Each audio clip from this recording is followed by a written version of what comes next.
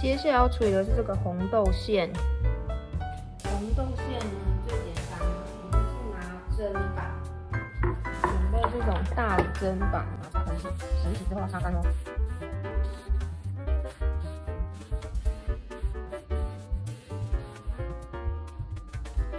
然后红豆馅就可以把它剪开，记得不要只剪边边，要整个切到上面剪开，这样它才有办法变成一块一块正方形哦。好，拿出来了。这个红豆馅的用途很多，就是除了可以做红豆小包之外，也可以做包子，或是你可以直接把它切一块一块的，煮成红豆汤。包子记得也是要擦干。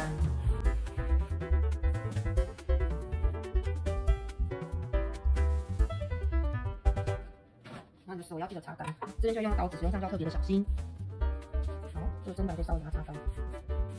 然后特别要注意的事情就是，我们这样子一个水饺皮，鼎泰丰是21折，好像啊，传说是21折，基本上就越多折越好。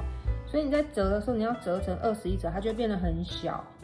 所以你要给它的红豆馅，就是你可以自己酌量。如果是线感的皮的话，可以直接拉长，但这个拉长是有限度的，对不对？它这个还算是筋性蛮强的，可以拉很长。所以你可以包很多料，但是你就是拉的时候，你就要小心。包的时候呢，你就是要让它折的皮有21折以上，它就会有一些口感。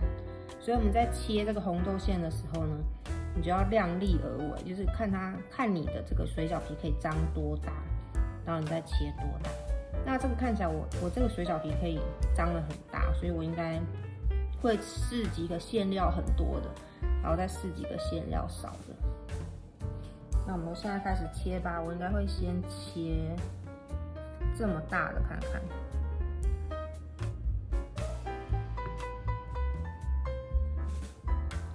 如果再更大，应该也是可以的，就是端看你的水饺皮的精细。好，我这次要让它一致，所以我就都切这样。然后大小我应该会切这样。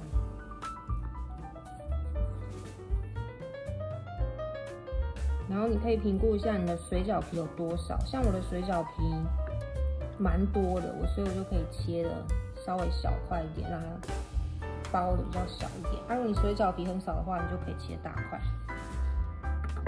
OK， 这个切好了呢，你就可以把它就是移到旁边，然后我们就可以开始打包咯。把这个推走，好，换这样子，换个位置。好，那我们就开始包吧。接下来要开始包料了，我们现在有1、2、3、1、2、3、4、5，15个水饺皮，我们就把每一个都放一个，每一个都放一个红豆馅。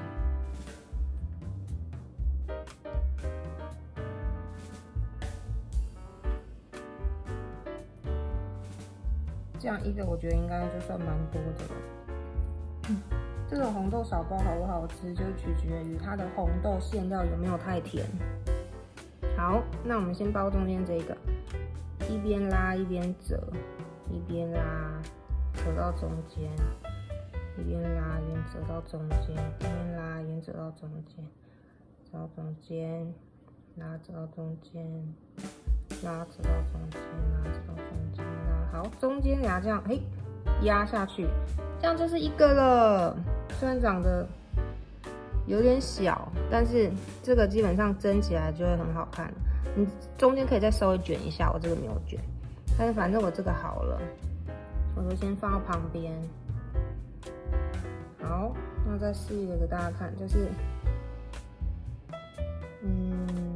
这一个的话料有点少哈，再给它补一个料。好，拉起来。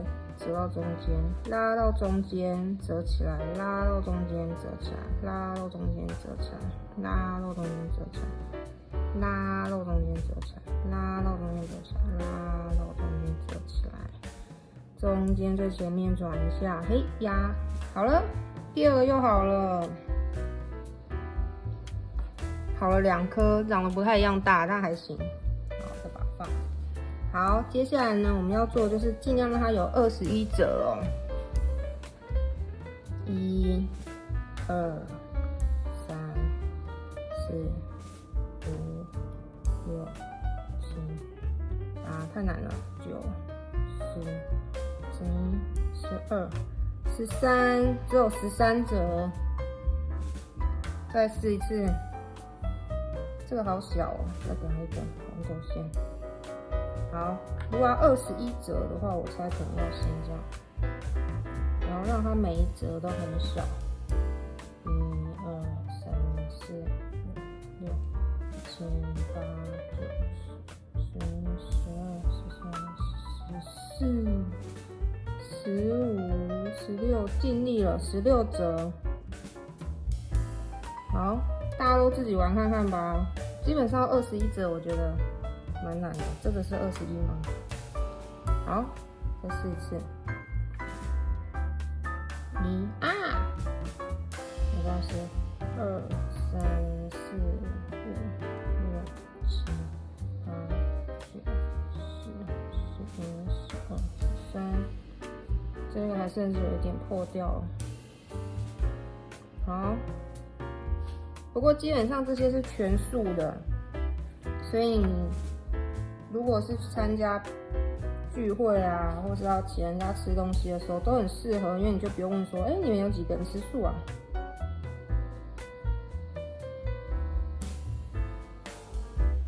？Angela 显示为放弃状态。好 ，OK。我去吃鼎泰丰，我是觉得它上面这个有层次、厚度不一样是最好吃的，但是要包成折数一样，然后又要长一样，就蛮难的。因为我这个等一下是要用蒸的，所以通常包水饺的时候，不是外圈会需要装一点水吗？让它可以粘起来。可是因为我这个是要蒸的。我的上面一定就是朝上，所以我比较不用怕它像水饺一样，就是会爆开。所以我现在就是只要把它们都包起来就行了，这样子。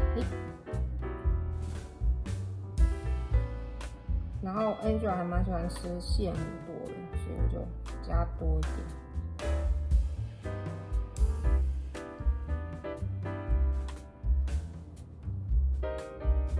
显示为失去耐心的样子。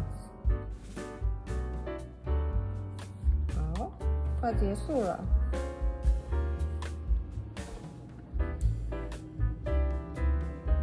这个做好之后就可以放到冰箱，然后你就是想吃的时候可以蒸那个有5颗之类的。这个没有转过。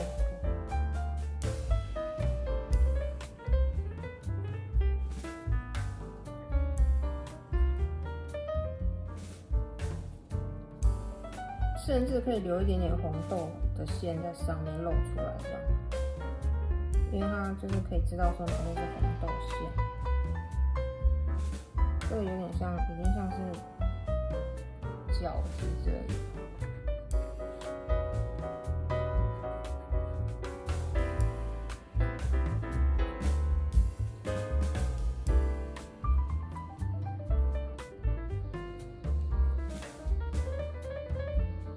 我在想，它为什么不能直接这样子哈？当然，我可以直接把它这样折起来，那好像也可以耶，只是口感可能应该会不太一样。好，你看这样也是1颗。哦，我知道了，它如果没有对折的话，有点粘不住。